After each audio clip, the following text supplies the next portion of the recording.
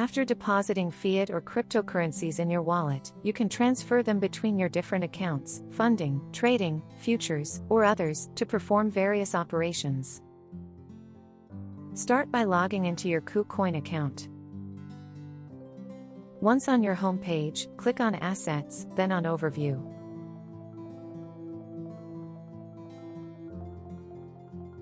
Your accounts will be displayed with the percentage of your total capital. To transfer between them, select the Transfer option. Choose the source account, the destination account, the asset to transfer, and the amount. Then, click on Confirm.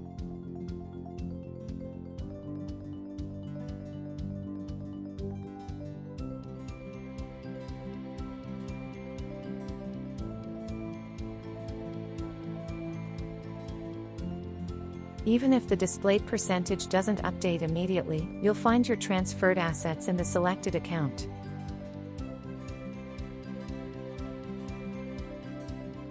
Congratulations, you've successfully transferred your assets from the funding account to the trading account.